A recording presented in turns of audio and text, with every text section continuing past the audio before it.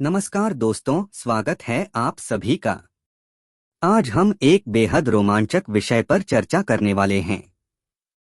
भारत का ऑटोमोबाइल उद्योग नवाचार, विश्वसनीयता और ग्राहक विश्वास का अखाड़ा है।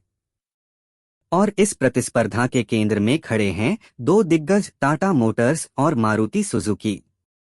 एक जहां सेफ्टी और इलेक्ट्रिक मोबिलिटी में अग्रणी है, वहीं दूसरा अब तक की सबसे ज्यादा बिक्री और ईंधन दक्षता का बादशाह बना हुआ है। लेकिन असली सवाल यह है, भारतीय सड़कों का असली बादशाह कौन है?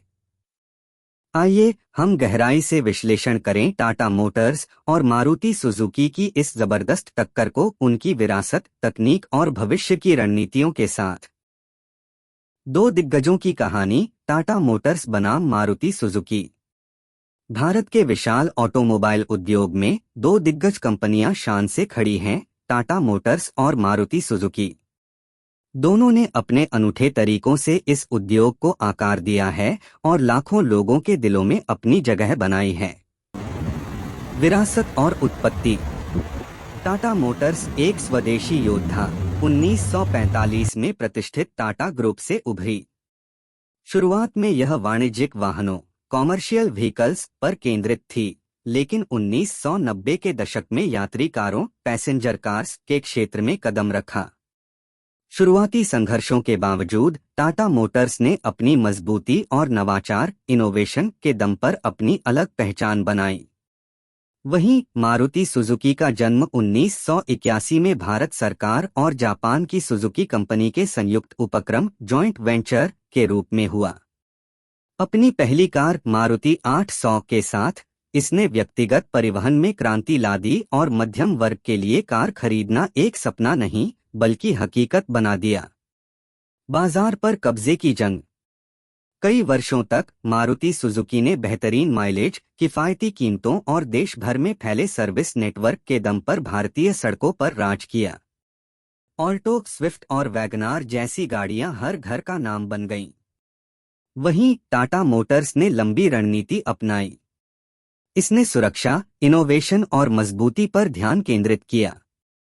इंडिका और बाद में नेक्सॉन जैसी कारों के साथ इसने धीरे धीरे अपने ग्राहकों की एक मजबूत नींव बनाई।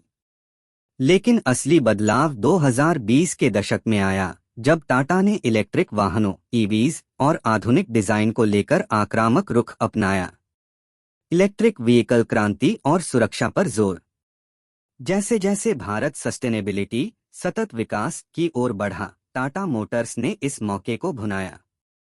नेक्सॉन ईवी और टियागो ईवी देश की सबसे ज्यादा बिकने वाली इलेक्ट्रिक कारें बन गईं, जिससे टाटा इस दौड़ में सबसे आगे निकल गया।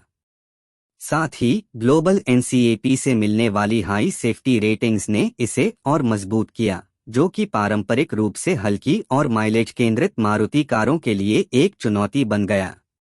मारुति सुजुकी हालांकि अभी भी बिक्री में शीर्ष पर है, लेकिन नई चुनौतियों का सामना कर रही है।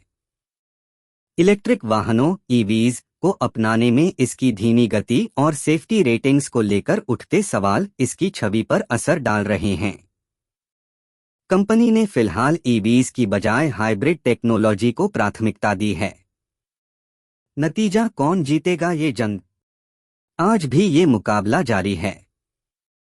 मारुति सुजुकी अभी भी बिक्री में अपराजेय है, लेकिन टाटा मोटर्स सेफ्टी और सस्टेनेबिलिटी का चैंपियन बनकर उभर रही है। मारुति जहां ब्रांड ट्रस्ट और रीसेल वैल्यू में आगे है, वहीं टाटा की नवीन रणनीति और युवाओं में बढ़ती लोकप्रियता इसे नया बढ़त दे रही है।